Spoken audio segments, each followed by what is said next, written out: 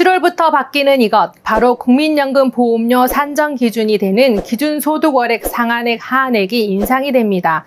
국민연금 보험료 더 내고 나중에 더 받으면 좋은 거 아닌가 라고 생각하실 수도 있는데요. 그런데 이건 우리나라 인구 구조상 노인 인구는 늘고 젊은 세대가 줄어든 지금의 형태로 보면 앞으로 국민연금 보험료를 내게 되는 젊은 세대들에게 부담을 가중하는 형태가 되는 건 사실인데요. 안 그래도 지금 내고 있는 국민연금액도 부담이 되고 힘든데 보험료가 또 인상이 된다니 살기 팍팍해진다고 느끼실 겁니다. 그럼 당장 국민연금 기준소득월액이 어떻게 변경되는지 최근 6월 11일 정부에서 발표한 이 내용 자세히 살펴보겠습니다. 구독과 좋아요 부탁드립니다.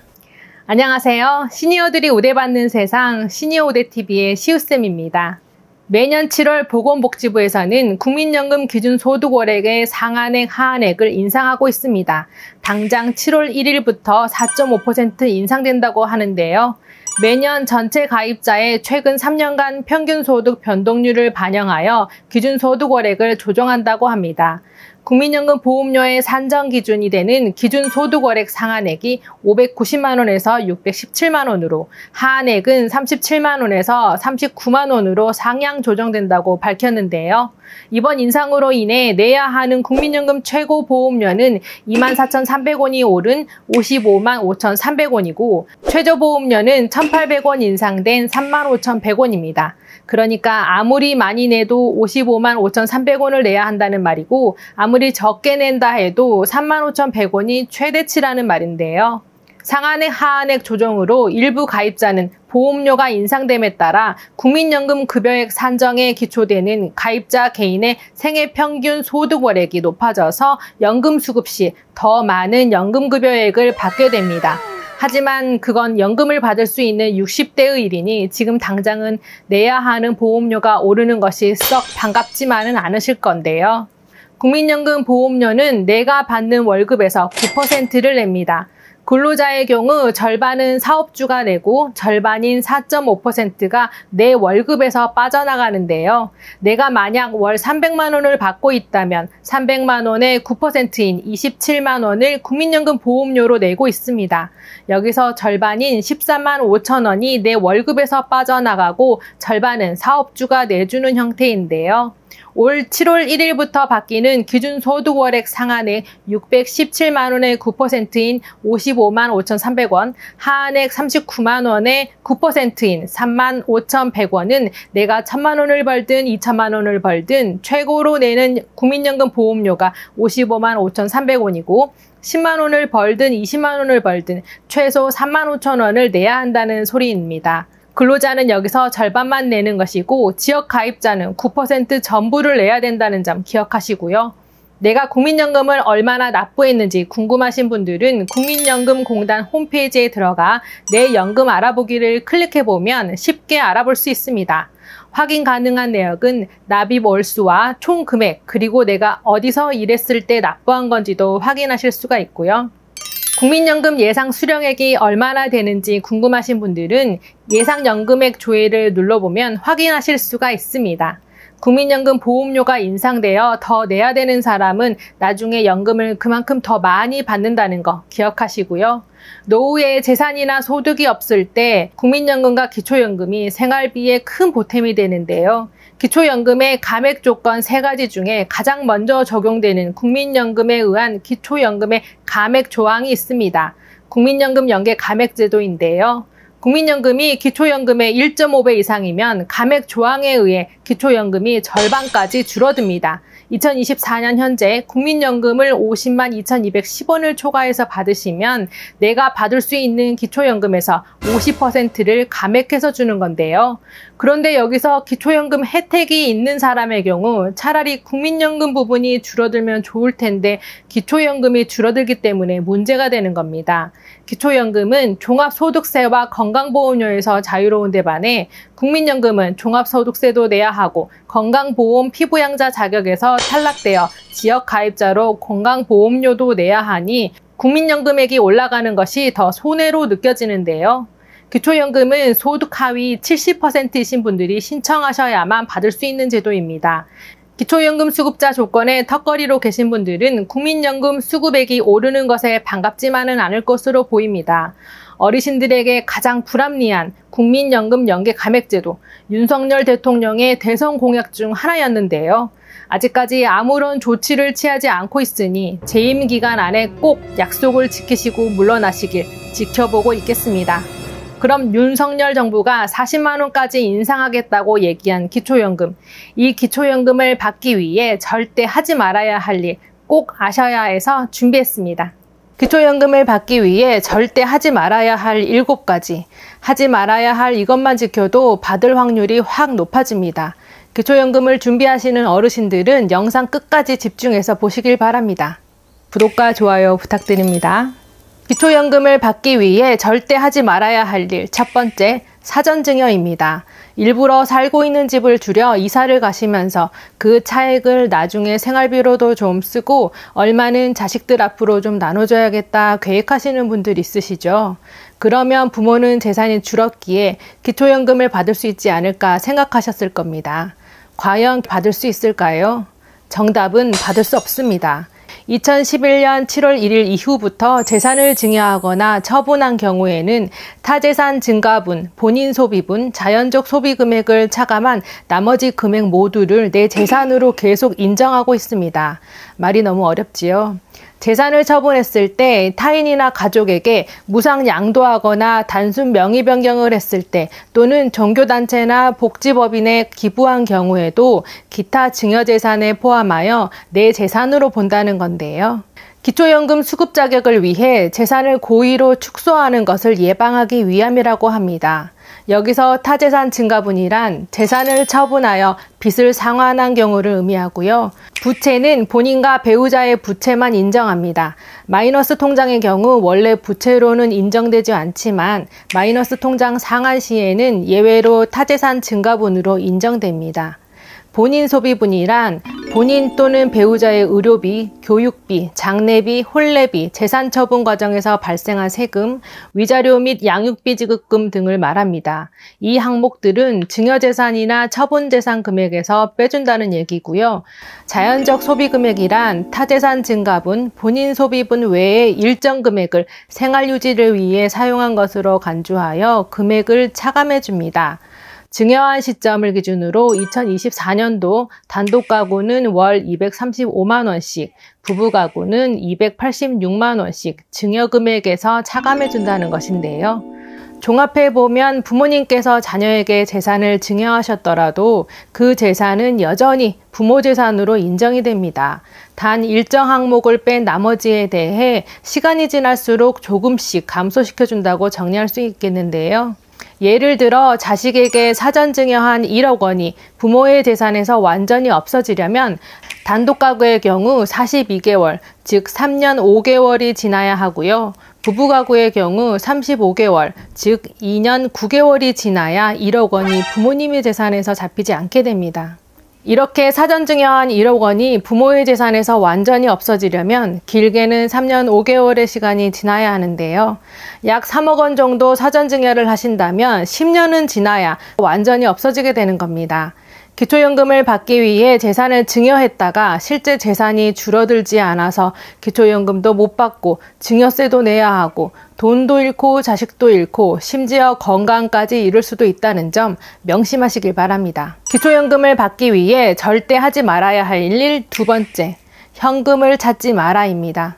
기초연금을 신청하시면 신청 전 3개월 동안의 평균 잔액이 소득인정액에 반영이 되고 있는데요.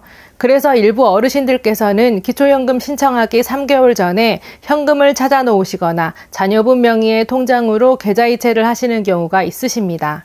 그럼 과연 기초연금을 받을 수 있을까요? 정답은 다 걸립니다.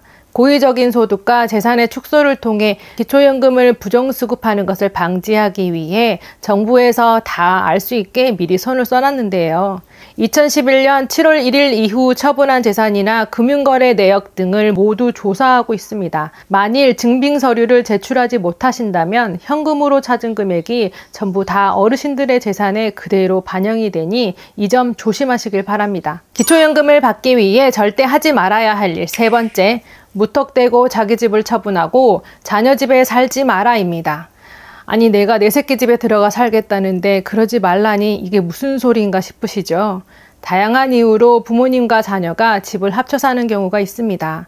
부모 소유의 집에 자녀가 들어오는 경우도 있고 자녀 소유의 집에 부모님을 모시는 경우도 있죠.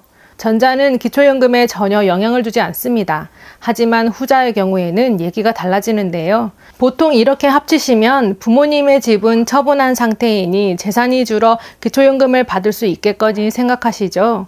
하지만 아무런 준비 없이 무턱대고 집을 합쳤다가는 기초연금을 받지 못하실 수 있습니다. 이유는 부모님이 자녀 집에 거주한 경우 정부에서는 무료임차 소득이라는 제도를 적용하기 때문인데요. 무료임차 소득은 자녀 소유의 고가주택에 부부 중 한 명이라도 거주할 때 임차료에 상응하는 금액을 소득으로 산정하는 항목입니다.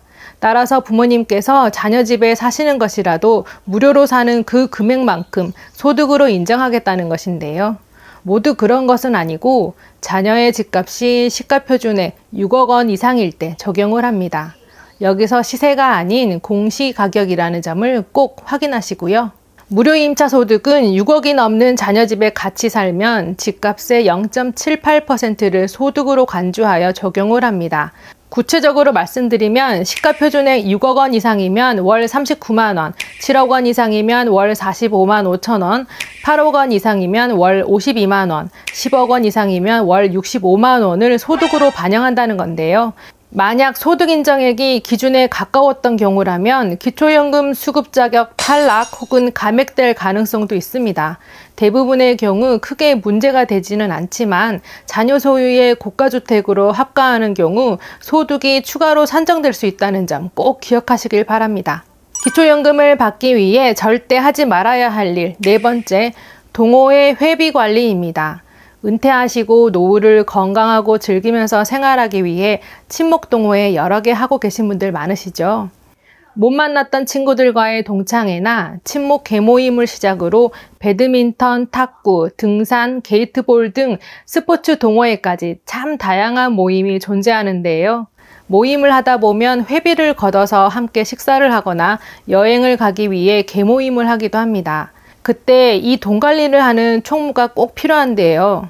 흥미롭게도 총무를 한번 맡으신 분들은 여러 모임에서 총무를 하시는 경우가 꽤 많으시더라고요. 그런데 총무가 되면 회비 통장을 보통 자기 명의의 통장으로 관리하시는 경우가 많으십니다. 이런 분들은 기초연금을 신청할 때 이 회비들이 전부 본인의 금융재산으로 반영이 된다는 것을 알고 계신가요? 실제로 동호회 회비 통장 때문에 기초연금에서 탈락하는 경우가 종종 발생하고 있습니다. 그런데 동호회 회비라는 것을 입증하는 소명자료를 제출하기가 쉽지가 않고요. 설령 제출하더라도 담당 공무원이 잘 인정하려 들지 않는 경우도 있다고 합니다. 물론 방법이 아예 없는 건 아니지만 굳이 복잡하게 여기저기 왔다 갔다 하며 힘 뺄 필요가 없지 않을까요? 그러니 개모임이나 친목 동호회 회비는 절대 본인 명의 통장으로 관리하시면 안 됩니다. 기초연금을 받기 위해 절대 하지 말아야 할 일 다섯 번째, 자녀에게 명의를 대여하지 마라입니다. 부모 입장이 되면 자식이 힘들다고 얘기하며 부탁하는 일들은 웬만하면 다 들어주시게 되죠. 그래서 자녀의 부탁으로 통장이나 사업자 등록 명의를 빌려주신 분들이 있으십니다. 이럴 때 기초연금을 신청하면 자녀의 사업소득이나 통장 거래 내역이 명의를 빌려줬기에 전부 부모님의 소득인정액으로 반영이 돼버리는데요. 즉 부모님의 재산과 소득이 늘어나게 계산이 되는 겁니다. 실제로 자녀에게 명의 대여를 해줘서 기초연금에서 탈락하신 분들이 상당히 많으신데요. 명의 대여를 통한 소득은 불법 편법이기 때문에 소명할 수 있는 방법이 없습니다. 그러니 자녀에게 명의 대여를 고려하시는 분들은 신중하게 한 번 더 생각해 보시는 것이 좋겠습니다. 기초연금을 받기 위해 절대 하지 말아야 할 일 여섯 번째, 자녀와 공동 명의로 자동차를 등록하지 마라입니다. 자녀가 자동차를 구입할 때 보험료를 줄이기 위해 부모님과 공동 명의로 차를 구입하는 경우가 있는데요. 만약 4천만 원 이상의 자동차를 구입할 때 자녀와 부모님의 소유권 지분율을 90대 10으로 계산해 보면 기초연금 계산 시 어떻게 반영이 될까요? 4천만 원의 10%인 400만 원만 부모님의 재산으로 인정될까요? 정답은 4천만 원 전부가 부모님의 재산으로 반영이 됩니다. 차량가액 4천만 원 이상의 승용차, 승합차 또는 이륜차를 보유하신 경우 기본재산 공제 대상에서 제외되고 월 100% 소득 환산율이 적용되기 때문인데요. 따라서 부모님께서는 4천만 원 이상의 고급 승용차를 소유하게 돼버려서 기초연금에 바로 탈락하시게 되는 겁니다. 자식 보험료 몇 푼 아끼려다 부모님 기초연금 월 53만 원이 손에 쥐어보지도 못하고 날아가는 경우가 실제로 우리 주변에 비일비재하게 일어나고 있습니다. 자녀 리스크라고 들어보셨지요? 이미 성인이 된 자녀는 경제적으로든 정신적으로든 독립해서 살아가야 합니다. 너무 많은 걸 챙겨주시려다 우리 어르신들의 노후가 흔들릴 수 있습니다. 한 번이 힘들지 딱 잘라 거절하는 단호함으로 노후 생활의 여유로움을 내주지 마시길 바랍니다. 기초연금을 받기 위해 절대 하지 말아야 할 일 7번째, 지레짐작으로 신청을 포기하지 마라입니다. 기초연금은 내 근로소득과 금융소득, 재산과 부채까지 모두 적용한 소득인정액을 계산해야 합니다. 이 계산법이 워낙 복잡하여 실제로 신청 후에나 수급 여부와 감액 여부를 알 수 있는데요. 주민센터 직원에게 구두로 전달한 조건으로는 정확한 판단이 어렵습니다. 많은 분들이 여기저기서 말만 듣고 신청조차 하지 않으신다고 하는데요. 자녀의 소득과 재산이 많아서 신청을 포기하신 분, 국민연금이 많아서 포기하신 분, 사업자 등록이 있어서 포기하신 분, 임대소득이 있어서 포기하신 분, 내 집의 시세가 높아서 포기하신 분 등등 우리 주변엔 이런 여러 가지 이유 때문에 신청조차 하지 않으신 분들이 의외로 많으십니다. 그리고 기초연금 계산을 하다 보면 공제되는 부분도 많고 감액되는 것도 많아서 재산이 적지 않음에도 기초연금 수급 대상인 분들이 꽤 많으신데요. 그러니 꼭 신청을 해보셔라. 신청해서 손해볼 것 없다 이 말입니다. 만약 탈락하게 되더라도 탈락한 이유가 적혀 있을 거예요. 이 부분 잘 체크하시어 추후에 내 재산에 변동이 있거나 아니면 매년 기초연금 소득인정액이 소폭 올라가기에 내가 또 대상이 될 수도 있습니다. 기초연금은 내 조건에 따라 중단되기도 감액되기도 또는 다시 수급 대상이 되기도 합니다. 그러니 꼭 매년 신청해 보시길 강조합니다. 구독과 좋아요 해주시고 주변 지인분들에게도 꼭 아셔야 하는 정보이니 공유해 주세요. 시청해 주셔서 감사합니다.